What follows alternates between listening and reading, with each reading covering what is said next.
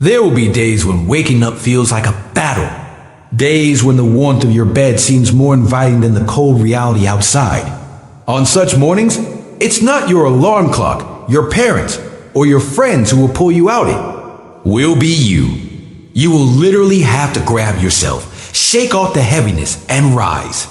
Why? Because no one may come to help you. Life has a way of placing you in moments where you stand alone. I've said this before, and I'll repeat it. Don't build your expectations on the belief that people will always hold your hand through your struggles. Yes, Allah is always with you. His presence is constant and unshakable. But sometimes, Allah tests you by making you fight without visible allies. And in those moments, your strength will come from your attitude. You must learn to fight alone, to carry yourself forward when no one is there to push you. Your mindset is the battlefield where victory or defeat is decided long before the actual fight begins. If you change your attitude, you change your direction. If you change your direction, you change your destiny. This is not an abstract idea. It's the raw truth of life. Maturity is not an automatic result of age or experience. It is a byproduct of the attitude you choose every single day. Even the Quran confirms this reality.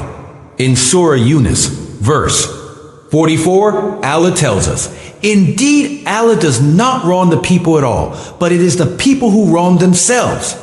The world doesn't oppress you by default. It's the choices you make, the thoughts you nurture, and the attitudes you carry that shape your reality. If you feed yourself a diet of excuses and self-pity, you will starve your growth. But if you nurture discipline, gratitude, and courage, your life will begin to change in ways you can't imagine. Let's talk about one of the most damaging attitudes that silently destroys people from the inside the comfort zone mentality. It sounds harmless, but it is a trap.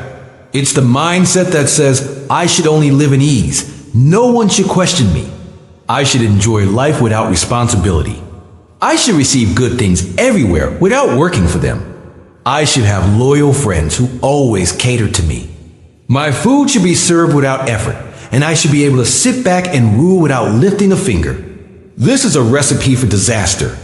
People who live in their comfort zone are the first to stumble in life. The moment their little bubble bursts, whether due to marriage challenges, career changes, or unexpected hardships, they collapse. They whine, they complain, they panic. And many sink into stress or depression because they have never learned to deal with discomfort. A comfort zone doesn't prepare you for reality. Nothing grows there except laziness, and in many cases, physical decline. I remember a humorous yet telling picture I saw online. On one side of the store aisle was a rack of PlayStation 4 games. On the other side, a rack of baby diapers. A young father stood there, gazing longingly at the games while holding a pack of diapers in his hands. That's life responsibility forces you to set aside indulgence. But if you have not trained your mind for responsibility, you will see it as a burden instead of a calling. Many young people live surrounded by friends, entertainment, and familiar comforts all their lives. Then, when they step into university or the workforce, they meet competition, deadlines, and real-world challenges for the first time. Their comfort zone shatters, and they have no tools to rebuild themselves. They quit, they withdraw, or they settle for mediocrity. Parents play a huge role here. Do not raise your children in constant comfort. That is not love. It is sabotage. Don't hand them everything. Instead, put them in situations that challenge them, force them to adapt, and teach them to compete. Look at how Jewish families often raise their children. They don't just send them on luxury vacations.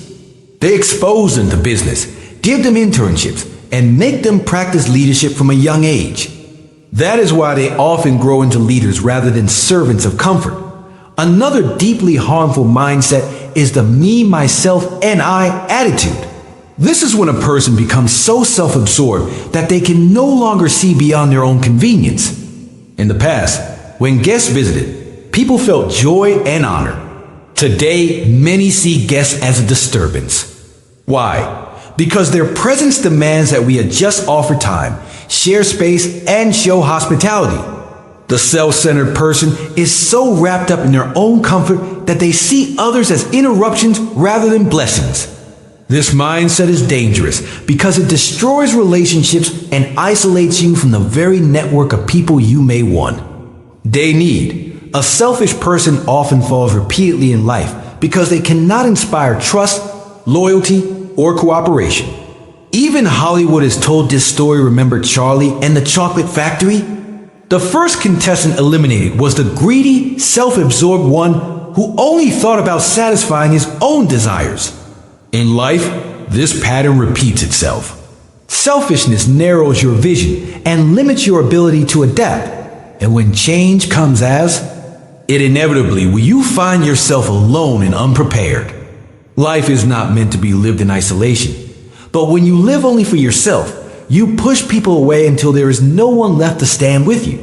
Worse still, selfishness robs you of empathy, the ability to understand and respond to the needs of others. Without empathy, your success, if it comes, will be hollow, and your failures will be crushing because you will face them without allies. Some people live not in the present, but in the past. They carry old achievements, past happiness, or former status as if those alone define them forever. They talk endlessly about the good old days and struggle to accept that life has moved forward. Maybe they were once highly respected, celebrated for their talents, or blessed with certain comforts. But when present-day life brings challenges, stress, or hardship, they freeze. They tell themselves, it was better back then. So why bother? Now?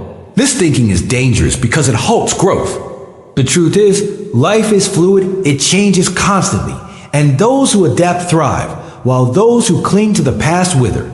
If you've suffered loss, injury, or failure, yes, it may pause your momentum, but it should not stop you entirely. Defeat is temporary unless you make it permanent in your mind.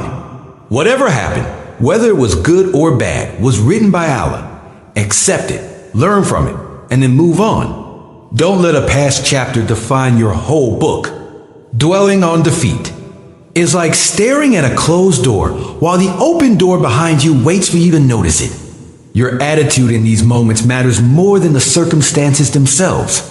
Those who understand that setbacks are part of the journey don't crumble when they arrive. They rise again, wiser and stronger.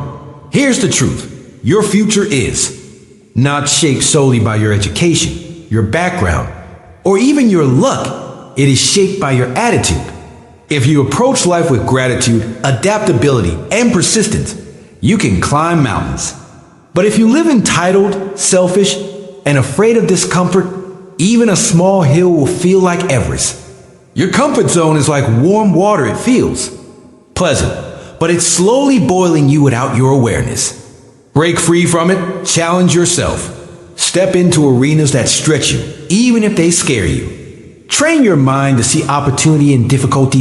History gives us countless examples of people who stepped out of their comfort zones, faced resistance, and changed the world. One of them is Rachel Carson, the American scientist and author whose courage and attitude reshaped how humanity viewed the natural world. In the early 1960s, she wrote a groundbreaking book called Silent Spring, where she exposed the dangers of pesticides like DDT, at that time speaking against powerful chemical industries was almost unthinkable. Carson was a quiet, reserved woman by nature, and on top of that, she was battling breast cancer while writing her book. She had every reason to retreat into her comfort zone, every excuse to say, this fight is too big for me. But her attitude was different. She believed one voice, if persistent and courageous, could awaken millions. When Silent Spring was published in 1962, she faced brutal criticism. Industry leaders mocked her, politicians attacked her credibility, and even some fellow scientists dismissed her because she was a woman daring to challenge the establishment. Yet Carson refused to give in. Her focus was not on her critics, but on the truth she believed the world needed to hear. Because of her persistence, people around the globe began to rethink their relationship with the environment. Within a decade, DDT was banned in the United States, and her work led to the creation of the Environmental Protection Agency, EPA. Her attitude, calm, determined, and unshaken by storms, literally altered the course of history and gave rise to the modern environmental movement. Rachel, Carson's life proves a timeless lesson. It's not the size of your resources, the absence of obstacles, or the comfort of your surroundings that decide your impact. It's your mindset. You can either focus on the dead fly on the window of criticism and obstacles, or you can look out to the bigger picture and fight for what matters. Carson chose the latter. She is a living testimony to the truth that attitude is destiny. So, when life tests you, and it will, don't stand around waiting for someone to save you. Sometimes the only hands available to lift you will be your own, strengthened by faith in Allah. Remember this, the steering wheel of your destiny is your mindset. Hold it firmly. Turn it toward growth, not stagnation. You can't control every event in your life, but you can control how you respond. Change your attitude, and you will watch your entire life transform. You will not only survive life's storms, you will learn to navigate them with strength and grace. Because in the end, it's not the storm that decides your fate, it's the sailor. And you are the captain of your own ship.